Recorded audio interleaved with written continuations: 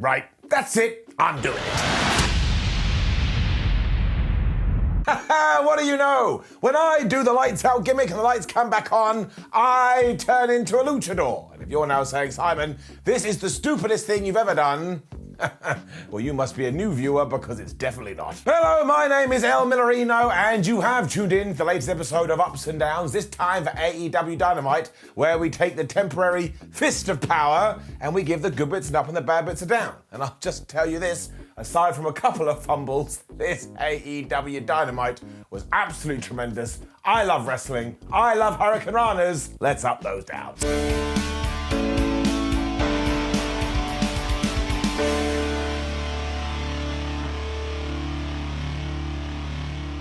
CM Punk versus Dark Penta was our opening match on Dynamite, and I absolutely love this formula. The crowd was nuts for both guys, and Penta did his entrance where he pops up from a throne and he has a friend that's a vampire.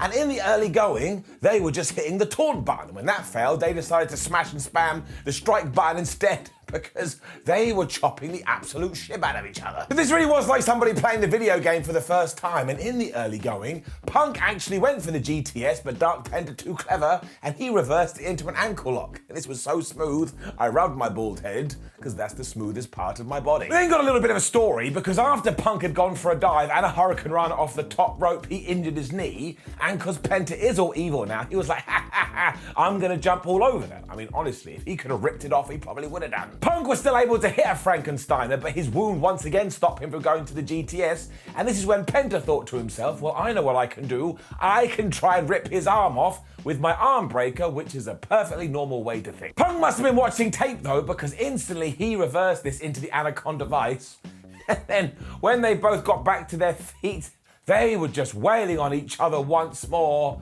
I mean, honestly, if you like violence, you've got to go watch this. Commentators the whole time too were reminding us that whoever does win here is going to have huge stakes in the world title program, because you just know at some pay-per-view in 2022, CM Punk will challenge for that belt. And around about here is where it basically became try your finish reverse, try your finish reverse, try your finish reverse.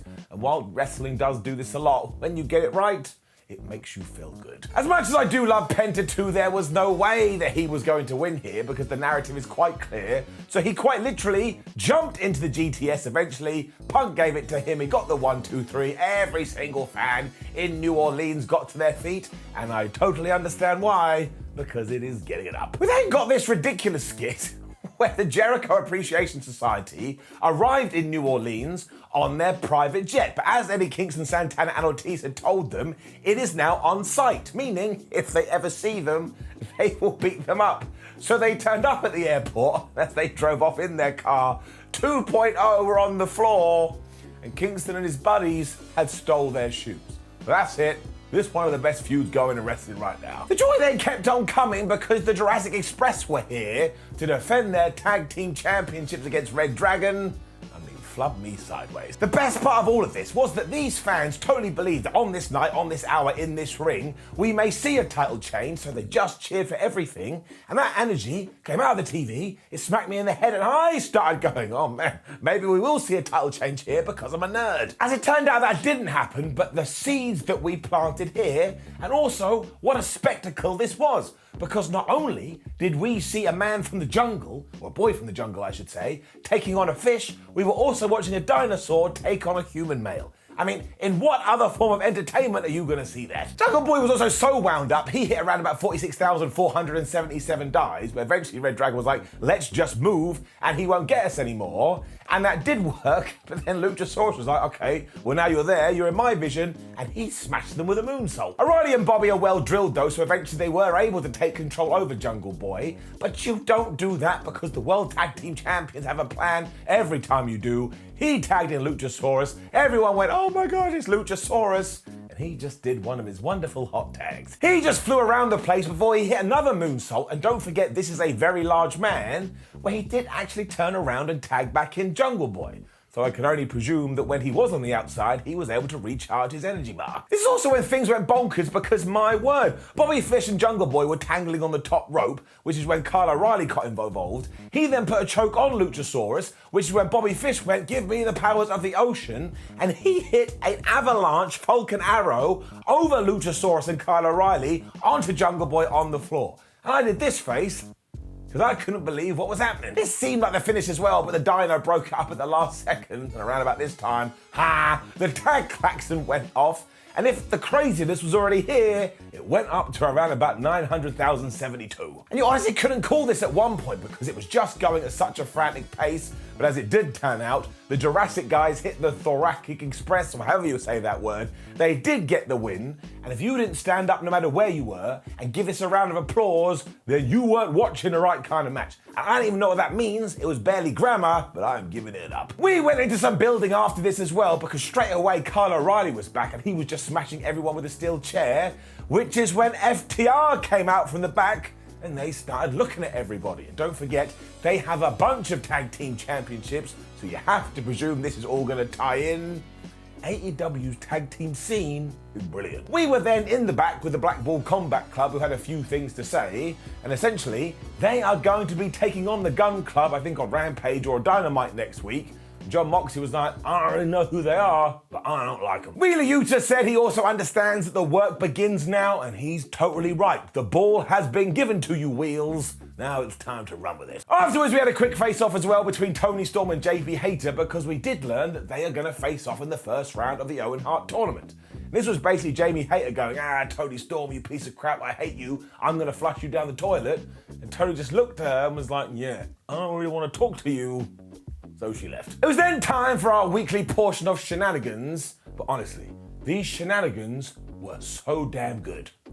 Because it was the latest nonsense between Shawn Dean and MJF, and you just knew that the whole Wardlow situation was going to get injected in here, but AEW did this so well, after it was done, I kind of felt like a better man. Once again, I don't know what I'm talking about. And it started with Maxwell being his usual dick stealth as he pretended he couldn't get out of his jacket, but this was a ruse, just so he could attack Shawn Dean, and eventually they started to fight on the outside.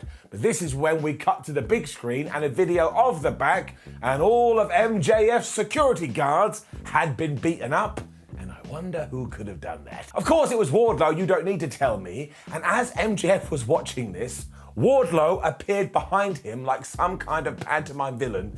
He had the most wonderful expression on his face. Everybody went crazy. And when Friedman turned around and saw him, he sold it like this was the devil himself. Seriously, this is all coming together perfectly. Sean Spears also tried to hit Wardlow with a chair, but he no-sold that, as somewhere on the internet somebody melted down, but honestly, I'd do twice as many of those spots. And even though a bunch of guards ran out to try and attack Wardlow, he just picked them up and threw them into the ring apron. However, at this stage, MJF realized, oh crap, the referee is counting me out, so he got on the microphone, he said, Bryce Remsburg, please don't do it, I will double your pay. And for around about 8.7 milliseconds, he thought about this. He did count out MJF, which I believe is the first one ever in Dynamite. MJF started to cry. Shawn Dean got another fluke win. But somehow, this took every single person in this feud and got them over even better than they were. Maxwell also thought about wrecking the ref, but Spears was able to calm him down. And then we went to the back again, where Wardlow was just beating everybody up. And he grabbed the camera and was all like, let me out of my contract, MJF. Let me out of my contract. And I cannot wait to see these two fight. I cannot wait to see Wardlow win, and I cannot wait to see what Wardlow does next. This is like taking a thread and just doing wonderful sewing. I can't remember if I gave it an up, but of course it's going to get an up. This is yet another excellent wrestling program. We then got two completely random segments, because not only did we have a video with Darby Allin that ended going, yo Andrade, do you want to do a coffin match? But we also had Malachi Black in like a dark room, and he was all like, hey, Fuego del Sol, I want you to be scared of the shadows.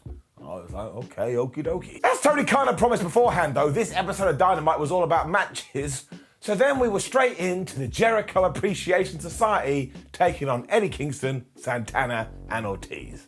I mean, what are you gonna do? Call the Ghostbusters. This was just a massive brawl to begin with because they all hate each other, although eventually Jake Hagar was in there and he was throwing bombs on Ortiz. But sooner rather than later, he got the tag to Eddie Kingston. Everybody lost their minds. This guy is so over, it's ridiculous. He just murdered some fools when Santana got in there and hit the three amigos, and of course that got a great reaction.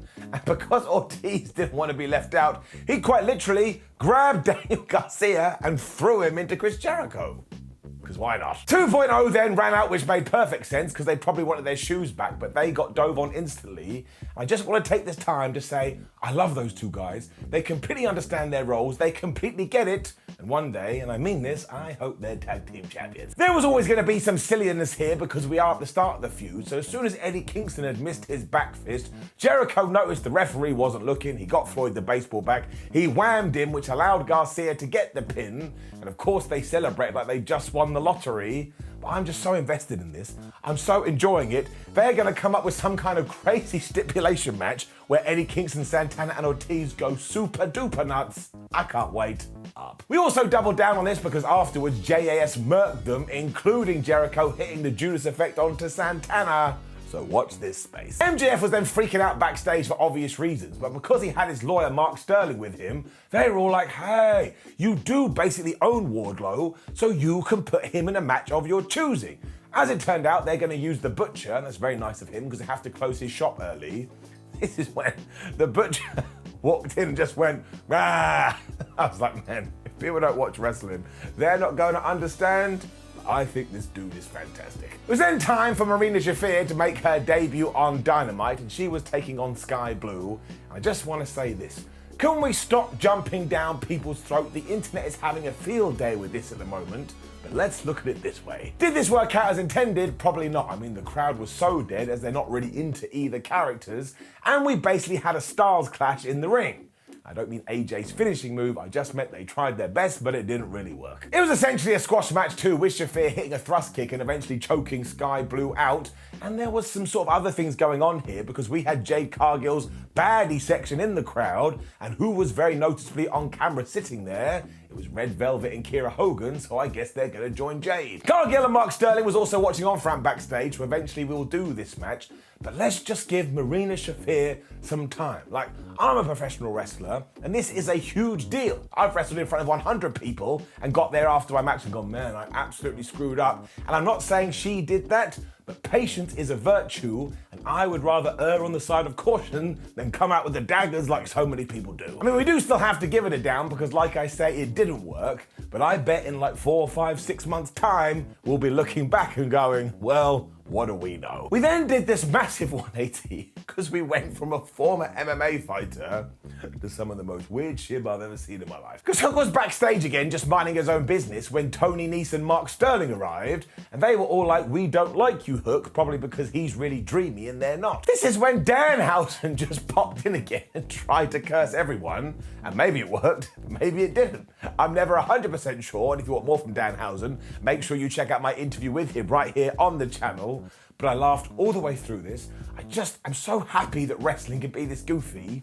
And on the down low, if wrestling could always be goofy, I'd be well into it.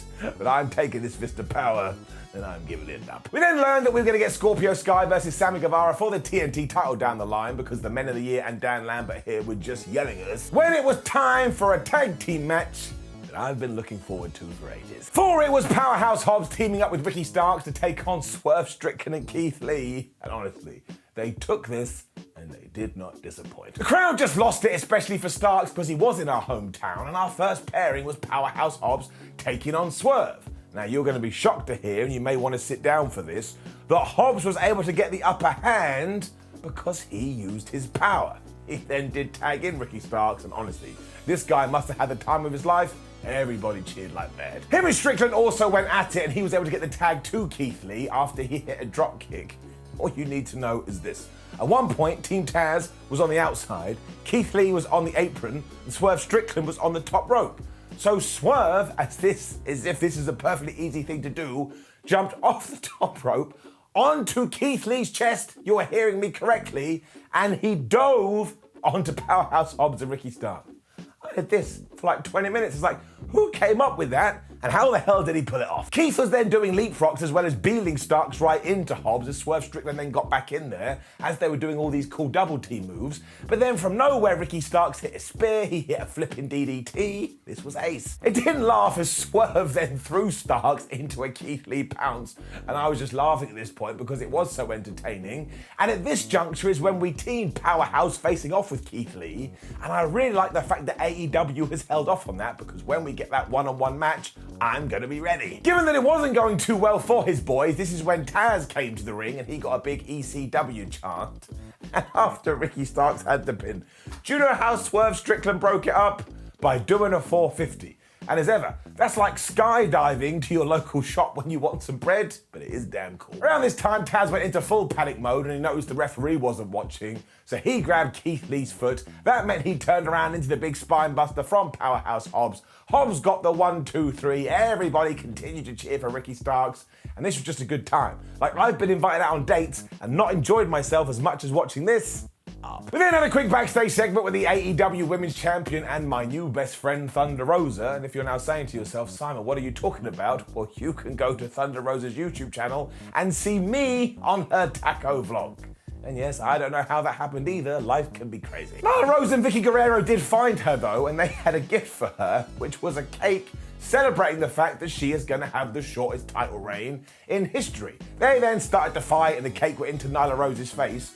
I just want to point out, everybody was really funny here, especially Nyla Rose. She has such good one-liners, and in this 2-minute segment, they got me ready for their match. Good stuff. To end this ludicrous Dynamite 2, our main event, I ain't kidding you, was for the Ring of Honor TV title, and it was Minoru Suzuki taking on Samoa Joe.